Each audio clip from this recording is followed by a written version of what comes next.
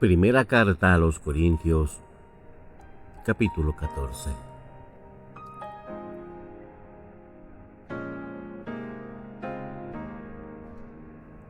Procuren, pues, tener amor y al mismo tiempo aspiren a que Dios les dé dones espirituales, especialmente el de profecía.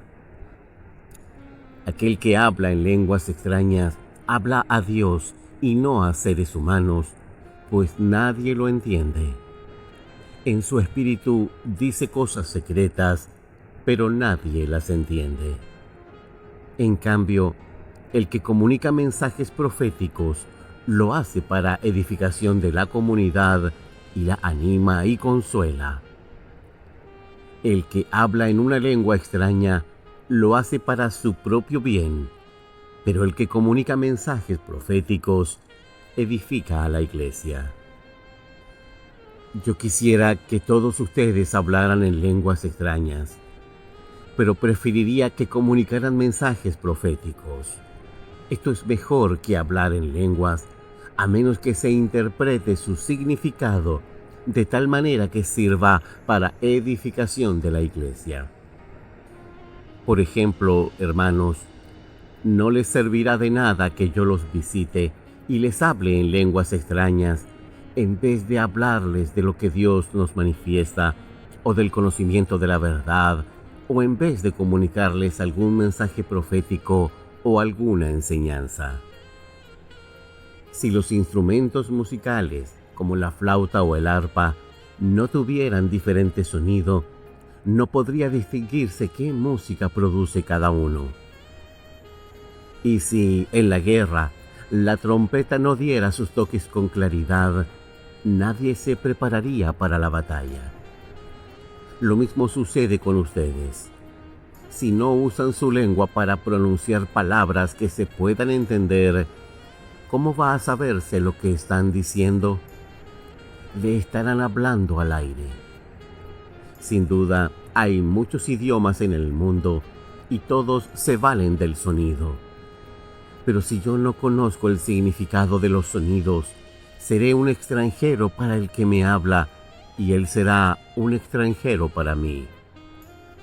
Por eso, ya que ustedes ambicionan poseer dones espirituales, procuren tener en abundancia aquellos que ayudan a la edificación de la iglesia. Por lo tanto, el que habla en lengua extraña, pídale a Dios que le conceda el poder de interpretarla.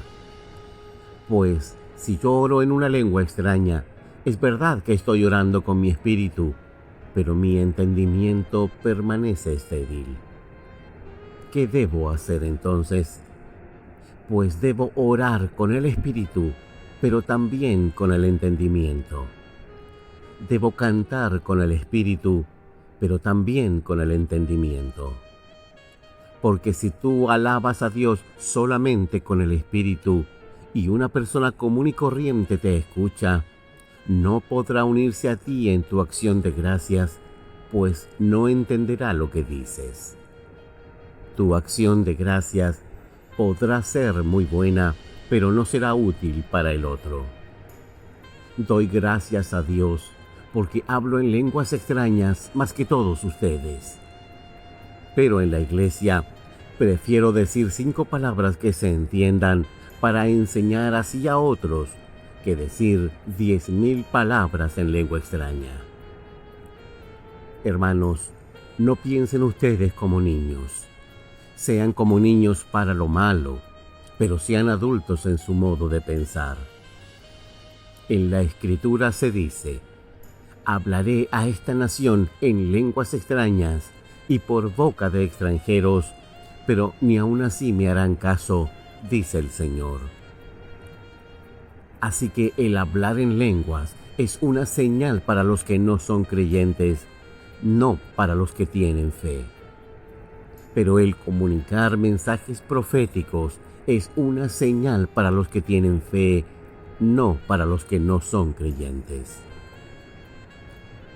Porque cuando la iglesia se encuentra reunida, si todos están hablando en lenguas y entra una persona común y corriente o un no creyente, creerá que ustedes se han vuelto locos. En cambio, si todos comunican mensajes proféticos y entra un no creyente o una persona común y corriente, él mismo quedará convencido y se examinará al oír lo que todos están diciendo.